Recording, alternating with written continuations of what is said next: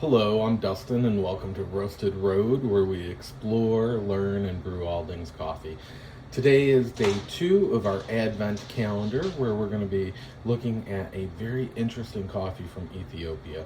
We'll go ahead and get into that in just a second. Here are the beans. I went ahead and ground them already because yesterday's video was just very long. So I appreciate the comment from a viewer that said I need more light.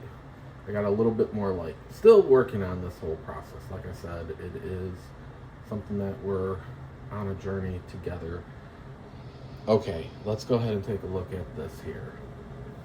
Oh, that is not going to work very well. So I do have an alternative. Let's go ahead and pull this up here. Let's move this out of the way. Move this. Okay, here's day 2. So let's just look at what we have first. We got this Ethiopian Shakiso female produced natural. It's got cranberry, vanilla, grapefruit, sweet tea. Variety, landrace. Process, natural. Origin, Gugi. Let's see what they wrote. We're going to get a little further into all this. Okay. Crafted through a collaboration between Osito and Suku Coffee. This natural process lot from Shakiso showcases the work of female producers farming plots under 3 hectares as part of the Doying project. It highlights both gender equity and excellence in the craft. Dried in thin layers over 15 to 20 days. The result is floral, structured, and fruit saturated with clarity and none of the overripe notes common to natural coffees. All right, so let's go ahead and take it from the top here.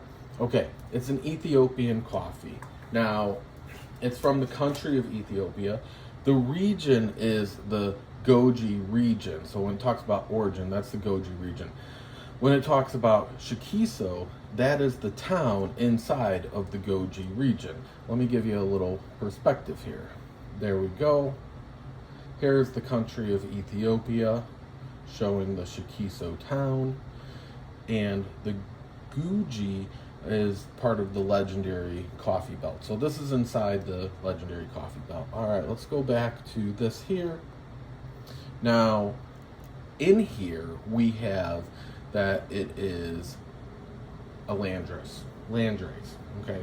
So landrace is basically just saying that these are not standardized cultivars.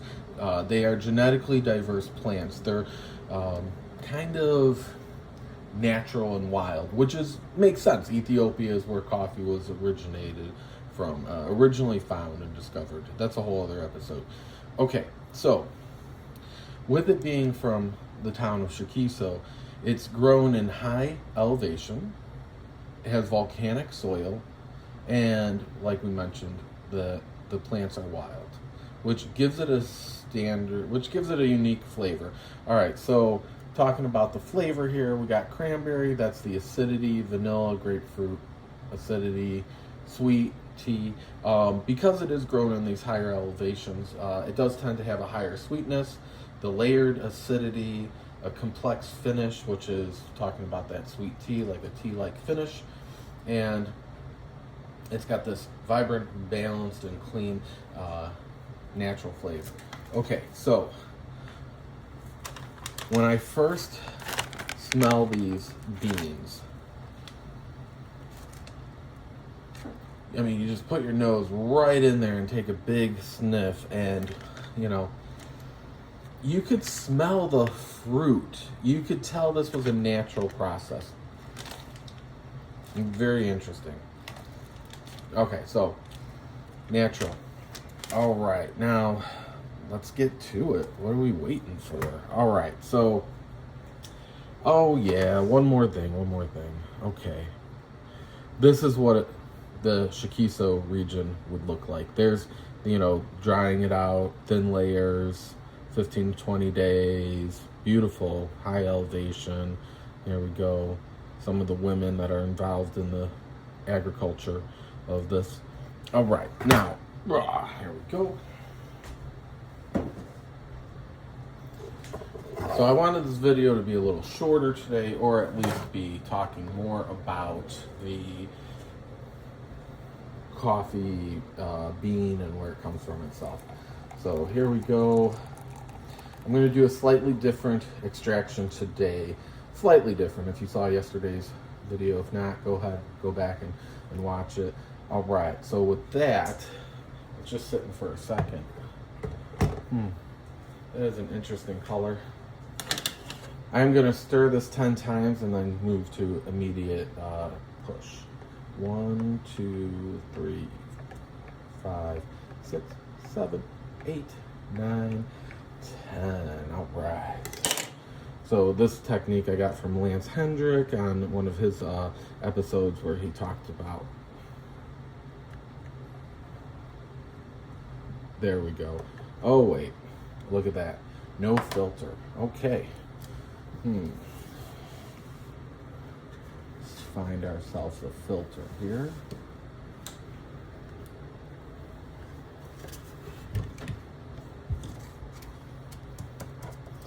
All right. It's going to be interesting to see how all this evolves. I mean, just as I get better at this.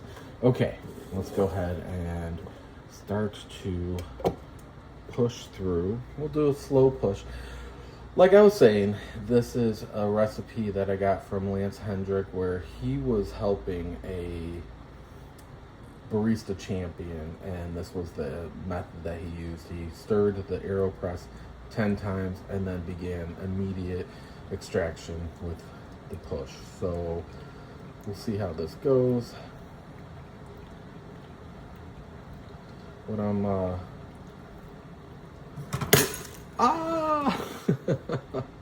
what I'm really curious to see is how the fruit and acidity kind of will come through on this.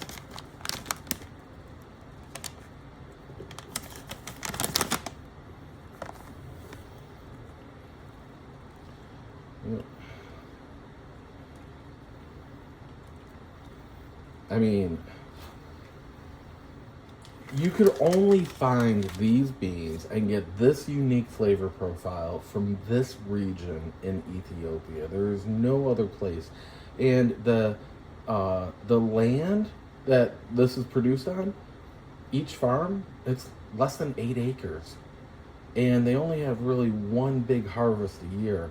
This is a very unique coffee and a very special privilege, really, that does not go unnoticed. I feel very, like I said, privileged to be able to have this coffee on December 2nd with the ONYX Advent calendar.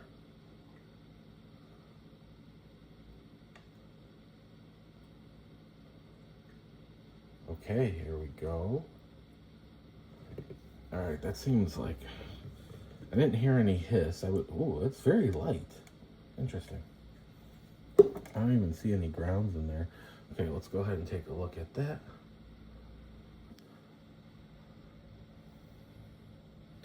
It is very light.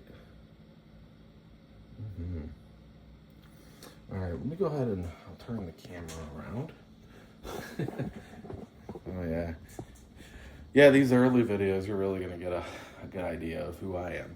All right, so I just get back from the gym and get ready for work to do this, and that's why I'm wearing a, Okay, let's go ahead and taste this.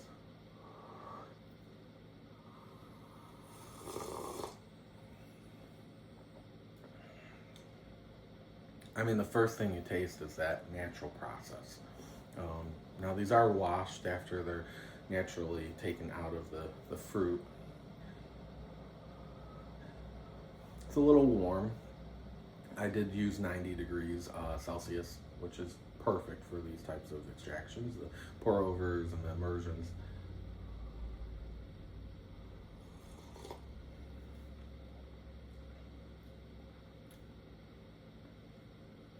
I mean, when you say smooth and tea-like finish, it is a tea-like finish. There's absolutely no astringency at all. There's none of that dry, bitter, It is very smooth. It does have that complexity that they're talking about with the different acidity